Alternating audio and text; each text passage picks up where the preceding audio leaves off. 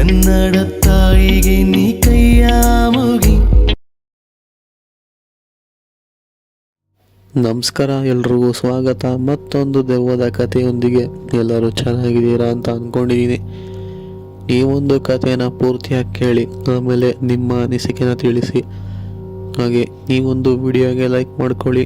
ನಮ್ಮ ಯೂಟ್ಯೂಬ್ ಚಾನಲ್ನ ಸಬ್ಸ್ಕ್ರೈಬ್ ಆಗಿಲ್ಲ ಅಂತಂದರೆ ಈ ಕೂಡಲೇ ಸಬ್ಸ್ಕ್ರೈಬ್ ಕೂಡ ಮಾಡ್ಕೊಬೋದು. ಈ ಒಂದು ಘಟನೆ ಆಗಿರೋದು ಬಂದ್ಬಿಟ್ಟು ರಾಯಚೂರು ಶ್ರೀಪುರ ಈ ಒಂದು ಊರಲ್ಲಿ ಆಗಿರುವಂತಹ ಒಂದು ಘಟನೆ. ಈ ಒಂದು ಘಟನೆ ನಮಗೆ ತಿಳಿಸ್ಕೊಟ್ಟಿರೋ ಬಂದ್ಬಿಟ್ಟು ಆನಂದ್ ಅಂತ ಹೇಳಿ. ಸೊ ಇವರು ಮೂಲತಃ ಅದೇ ಶ್ರೀಪುರದವರೇನೆ. ಇವರು ಹೇಳಿರೋ ಪ್ರಕಾರ ಈ ಒಂದು ಘಟನೆ ಆಗಿರೋದು ಬಂದ್ಬಿಟ್ಟು ಇವರ ಸ್ನೇಹಿತರ ಜೀವನದಲ್ಲಿ ಆಗಿರುವಂತಹ ಒಂದು ಘಟನೆ. ಸೊ ಅವರ ಸ್ನೇಹಿತನ ಹೆಸರು ಬಂದ್ಬಿಟ್ಟು ಶಶಾಂಕ್ ಅಂತ ಹೇಳಿ.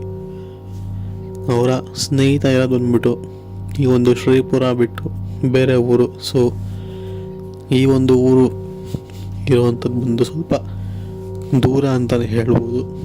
ಅಂದರೆ ಆನಂದ್ ಇರುವಂತಹ ಪ್ಲೇಸ್ ಹಾಗೆ ಶಶಾಂಕ್ ಇರುವಂತಹ ಪ್ಲೇಸ್ ಎರಡೂ ಕೂಡ ಸ್ವಲ್ಪ ದೂರ ಇರುವಂತಹ ಎರಡು ಊರುಗಳಂತಲೇ ಹೇಳ್ಬೋದು. ಬಟ್ ಆದರೂ ಕೂಡ ಇಬ್ಬರೂ ಒಟ್ಟಿಗೆ ಓದಿದಿರುವಂಥದ್ದು. ಈಗ ಅವರು ಅವರ ಮನೆಯ ಒಂದು ಜವಾಬ್ದಾರಿನ ತಗೊಂಡಿರುವಂಥದ್ದು. ಸೊ ಹೀಗೆ ಒಂದಿನ ಅವರ ಸ್ನೇಹಿತ ಈ ಒಂದು ಶ್ರೀಪುರದಲ್ಲಿ ಏನೋ ಕೆಲಸ ಇತ್ತು.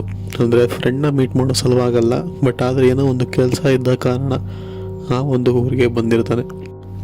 ಸರಿ, ಹೇಗೋ ಬರೋದು ಬಂದಿದ್ದೀನಿ, ಹೀಗೆ ಹೋಗಿ ಈ ಒಂದು ಫ್ರೆಂಡ್ ಅಂದರೆ ನಮಗೆ ಕಥೆನ ಕೊಟ್ಟಿದ್ದಾರಲ್ಲ ಆನಂದ್, ಸೊ ಇವ್ರನ್ನ ಮೀಟ್ ಮಾಡೋಣ ಅಂತ ಹೇಳಿ ಶಶಾಂಕ್ ಅವರು ಅವರ ಮನೆಗೆ ಬಂದು ತಲುಪ್ತಾರೆ.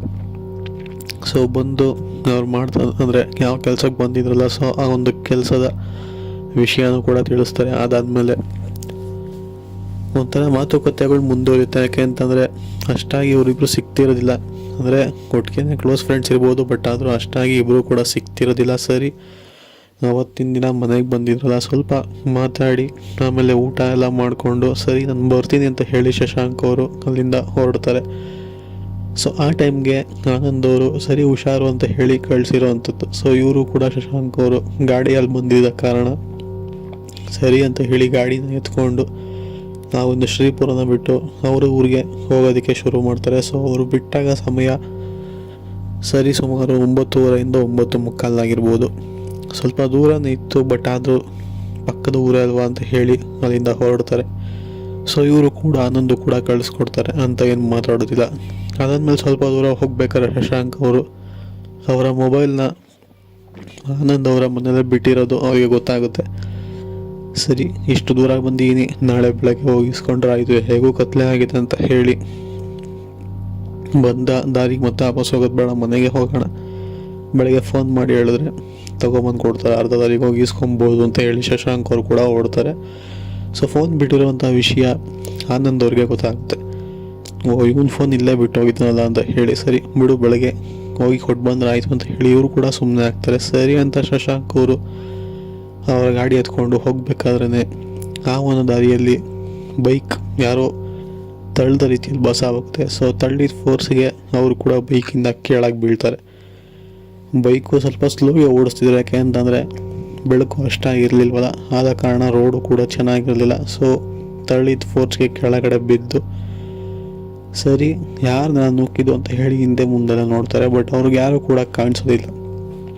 ಅದಾದಮೇಲೆ ಗಾಡಿನ ಹತ್ಕೊಂಡು ತಿರ್ಗಾ ಸ್ಟಾರ್ಟ್ ಮಾಡ್ತಾರೆ. ಸ್ಟಾರ್ಟ್ ಮಾಡಿ ಅಂದರೆ ಎಷ್ಟು ಕಿಕ್ ಹೊಡೆದ್ರೂ ಕೂಡ ಗಾಡಿ ಸ್ಟಾರ್ಟ್ ಆಗ್ತಾನೆ ಇರೋದಿಲ್ಲ. ಸೊ ಇದೇನು ಗುರು ಬಿದ್ದಿದ್ದ ಫೋರ್ಸಿಗೆ ಗಾಡಿ ಏನು ಪ್ರಾಬ್ಲಮ್ ಆಯಿತು ಅಂತ ಹೇಳಿ ಸ್ವಲ್ಪ ಗಾಬರಿ ಬೀಳ್ತಾರೆ. ಆ ಸಮಯದಲ್ಲಿ ಬೆಳಕಿಲ್ಲ, ಮೊಬೈಲ್ ಇಲ್ಲ, ಈ ಥರ ಗಾಡಿನೂ ಕೈ ಕೊಟ್ಟರೆ ಹೇಗೆ ಹೋಗೋದು ಅಂತ ಹೇಳಿ ಸ್ವಲ್ಪ ಗಾಬರಿ ಬಿದ್ದು ಪುನಃ ಕೀ ಆನ್ ಆಫ್ ಮಾಡಿ ಪೆಟ್ರೋಲ್ ಚೆಕ್ ಮಾಡಿ ಕೊನೆಗೆ ಸ್ಟಾರ್ಟ್ ಮಾಡ್ತಾನೆ ಇರ್ತಾರೆ. ಆದರೆ ಗಾಡಿ ಸ್ಟಾರ್ಟ್ ಆಗೋದಿಲ್ಲ. ಆಮೇಲೆ ಇದ್ದಕ್ಕಿದ್ದಂಗೆ ಗಾಡಿ ಒಂದು ಸ್ವಲ್ಪ ತೂಕ ಅನ್ಸೋ ರೀತಿಯಲ್ಲಿ ಭಾಸವಾಗುತ್ತೆ. ಇದ್ದಕ್ಕಿದ್ದಂಗೆ ಗಾಡಿ ಕೂಡ ಸ್ಟಾರ್ಟ್ ಆಗುತ್ತೆ. ಇದೇನು ಗಾಡಿ ತೂಕ ಅನ್ನಿಸ್ತೀಯಲ್ಲ, ಇವಾಗ ನೋಡಿದ್ರೆ ಗಾಡಿ ಸ್ಟಾರ್ಟ್ ಆಯ್ತಲ್ಲ ಅಂತ ಹೇಳಿ ಬಿಡು ಹೇಗೋ ಸ್ಟಾರ್ಟ್ ಆಗಿದೆ ಅಂತ ಹೇಳಿ ಓಡಿಸ್ಕೊಂಡು ಹೋಗ್ತಿರ್ಬೇಕಾದ್ರೆ ಹಿಂದೆಗಡೆ ಸ್ಲೈಟಾಗಿ ಮಿರರಲ್ಲಿ ನೋಡ್ತಾರೆ. ನೋಡಿದಾಗ ಏನೋ ಒಂದು ನೆರಳು ಕೂತಿರೋ ಥರ ಅವ್ರಿಗೆ ಕಾಣಿಸ್ಬರುತ್ತೆ. ಇದು ಯಾವುದಿದು ನೆರಳು ಈ ಥರ ಎಲ್ಲ ಕೂತಿದೆಯಲ್ಲ ಅಂತ ಹೇಳಿ ಒಂದೇ ಸಮನೆ ಗಾಬರಿ ಬೀಳುವಂಥ ಶಶಾಂಕ್ ಮತ್ತೊಮ್ಮೆ ಗಾಡಿಯಿಂದ ಕೆಳಗೆ ಬೀಳ್ತಾರೆ. ಅಂದರೆ ಈ ಸಲ ಬಿದ್ದಿರೋ ಫೋರ್ಸ್ಗೆ ಗಾಡಿನೇ ಎಲ್ಲೋ ಬಿದ್ದಿದೆ, ಇವರೇ ಎಲ್ಲೋ ಬಿದ್ದಿರೋ ಅಂಥದ್ದು. ಸೊ 2 ಟೈಮ್ ಬಿದ್ದಿರೋ ಅಂಥದ್ದು, ಬಿದ್ದಾದ್ಮೇಲೆ ಅಲ್ಲೇ ಮೂರ್ಛೆ ತಪ್ಪಿರೋ ಅಂಥದ್ದು. ಹೀಗೆ ಈ ಒಂದು ಶಶಾಂಕ್ ಅವರ ಫೋನ್ಗೆ ಶಶಾಂಕ್ ಅವರ ಪೇರೆಂಟ್ಸ್ ಫೋನ್ ಮಾಡ್ತಾನೆ ಇರ್ತಾರೆ. ಯಾಕೆಂತಂದ್ರೆ ಶಶಾಂಕ್ ಅವ್ರ ಫೋನ್ ಬೇರೆ ಬಿಟ್ಟು ಹೋಗಿದಾರಲ್ಲ, ಎತ್ತೋದಕ್ಕೆ ಆಗ್ತಿರೋದಿಲ್ಲ. ಸರಿ ಅಂತ ಹೇಳಿ ಆನಂದ್ ಅವರು ರಿಸೀವ್ ಮಾಡಿ, ಇಲ್ಲ ಅವ್ರು ಅವಾಗಲೇ ಮನೆ ಬಿಟ್ಟರು, ಇನ್ನೂ ಬಂದಿಲ್ವ ಅಂತ ಹೇಳಿ ಮಾತಾಡ್ತಾರೆ. ಇಲ್ಲ ಇನ್ನೂ ಗೊತ್ತಿಲ್ಲ, ಇಷ್ಟೊತ್ತಾಯಿತು ಅಂತ ಹೇಳಿ ಕತ್ಲೆ, ಆ ಸಮಯ ಬೇರೆ ಸರಿ ಇರೋದಿಲ್ಲ ಅಂತ ಹೇಳಿ ಪುನಃ ಆನಂದ್ ಅವ್ರ ಗಾಡಿನ ಎತ್ಕೊಂಡು ಜೊತೆಗೆ ಮತ್ತಷ್ಟು ಜನ ಸ್ನೇಹಿತರನ್ನ ಹಾಕ್ಕೊಂಡು, ಯಾಕೆಂದರೆ ಕತ್ಲಲ್ಲಿ ಒಬ್ಬರೇ ಬರೋದು ಸರಿಯಲ್ಲ ಅಂತ ಹೇಳಿ ಮತ್ತಷ್ಟು ಜನ ಸ್ನೇಹಿತರನ್ನ ಹಾಕ್ಕೊಂಡು ಓಡಿಸ್ಕೊಂಡು ಹೋಗ್ತಾರೆ. ಆಮೇಲೆ ನೋಡ್ತಾರೆ ಒಂದು ಕಡೆ ಶಶಾಂಕ್ ಬಿದ್ದಿರ್ತಾರೆ, ಮತ್ತೊಂದು ಕಡೆ ಗಾಡಿ ಹೋಗಿ ಬಿದ್ದಿರುತ್ತೆ. ಸರಿ, ಇದಾದ್ಮೇಲೆ ಶಶಾಂಕ್ನ ಎಬ್ಬರಿಸ್ಬಿಟ್ಟು ಅವ್ರಿಗೆ ಕೂರಿಸ್ಬಿಟ್ಟು ನೀರನ್ನ ಕುಡಿಸ್ಬಿಟ್ಟು ಯಾಕೆ ಏನಾಯಿತು ಅಂತೆಲ್ಲ ಕೇಳ್ತಾರೆ. ಸೊ ಒಂದು ಶಶಾಂಕ್ ಇದ್ದಾರಲ್ಲ, ಸೊ ಆದ ಎಲ್ಲ ಘಟನೆನೂ ಕೂಡ ತಿಳಿಸ್ಕೊಡ್ತಾರೆ. ಗಾಡಿ ಹಾಳಾಗಿರೋದಾಗಿರ್ಬೋದು, ಯಾರೋ ತಳ್ಳಿದ ರೀತಿಯಲ್ಲಿ ಭಾಸವಾಗಿರೋದಾಗಿರ್ಬೋದು, ಗಾಡಿ ತೂಕ ಆಗಿರ್ಬೋದು, ಮಿರರ್ ನೋಡಿದಂತಹ ನೆರಳು, ಪ್ರತಿಯೊಂದು ಕೂಡ ತಿಳಿಸ್ಕೊಡ್ತಾರೆ. ಇದಾದಮೇಲೆ ಅವರು ಕೂಡ ಒಂದು ಸ್ವಲ್ಪ ವಿಚಿತ್ರ ಅನಿಸುತ್ತೆ.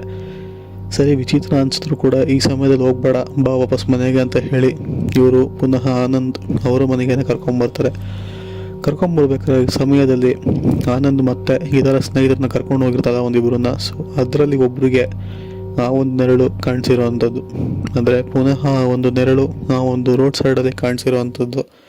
ಇದನ್ನು ನೋಡಿದಂಥ ಅವರ ಸ್ನೇಹಿತರು ಜೋರಾಗಿ ಕೂಗಿ ಹೇಳ್ತಾರೆ, ಇಲ್ಲಿ ನೋಡೋ ಆ ನೆರಳು ನಿಂತಿದೆ ಅಂತ ಹೇಳಿ. ಸರಿ, ಅದಾದಮೇಲೆ ಆನಂದ್ ಮತ್ತು ಸ್ನೇಹಿತ ಮತ್ತು ಶಶಾಂಕ್ ಎಲ್ಲರೂ ಕೂಡ ತಿರುಗಿ ನೋಡಿದಾಗ ಅಲ್ಲಿ ಯಾವುದೇ ಥರದ ನೆರಳು ಕೂಡ ಇವ್ರಿಗೆ ಯಾರಿಗೂ ಕೂಡ ಕಾಣಿಸಲ್ಲ. ಆದರೆ ಕಾಣಿಸಿರೋ ನೋಡ್ಬಿಟ್ಟು ಒಂದು ಶಶಾಂಕ್ಗೆ ಮತ್ತೊಬ್ಬ ಸ್ನೇಹಿತನಿಗೆ ಅಷ್ಟೇ ಕಾಣಿಸಿರೋ ಅಂಥದ್ದು. ಸೊ ಇದು ಆಗಿರುವಂತಹ ಒಂದು ಘಟನೆ. ಇದಾದ್ಮೇಲೆ ಮನೆಗೆ ಕರ್ಕೊಂಬಂದು ಮನಗಿಸಿ ಬೆಳಗ್ಗೆ ಎದ್ದು ಫಸ್ಟ್ ಏಡ್ ಎಲ್ಲ ಮಾಡಿ ಮನೆಗೆ ಆನಂದ್ ಅವರೇ ಸ್ವತಃ ಕರ್ಕೊಂಡೋಗಿ ಶಶಾಂಕ್ನ ಅವ್ರ ಮನೆಗೆ ಬಿಟ್ಬಿಟ್ಟು ಬರ್ತಾರೆ. ಸೊ ಇದು ಆಗಿರುವಂತಹ ಒಂದು ಸತ್ಯ ಘಟನೆ ಅಂತಲೇ ಹೇಳ್ಬೋದು. ಸೊ ಈ ಒಂದು ಕತೆ ನಿಮಗೆ ಇಷ್ಟ ಆಗಿದೆ ಅಂತ ಅಂದ್ಕೊಂಡಿದ್ದೀನಿ. ಇಷ್ಟ ಆಗಿದರೆ ಈ ಒಂದು ವಿಡಿಯೋಗೆ ಲೈಕ್ ಮಾಡ್ಕೊಳ್ಳಿ. ಹಾಗೆ ಇನ್ನು ನಮ್ಮ ಯೂಟ್ಯೂಬ್ ಚಾನಲ್ನ ಸಬ್ಸ್ಕ್ರೈಬ್ ಆಗಿಲ್ಲ ಅಂತಂದರೆ ಈ ಕೂಡಲೇ ಸಬ್ಸ್ಕ್ರೈಬ್ ಕೂಡ ಮಾಡ್ಕೊಳ್ಳಿ. ಸಿಗೋಣ ಮತ್ತೊಂದು ದೆವ್ವದ ಕಥೆಯೊಂದಿಗೆ. ಅಲ್ಲಿವರೆಗೂ take care, good bye friends.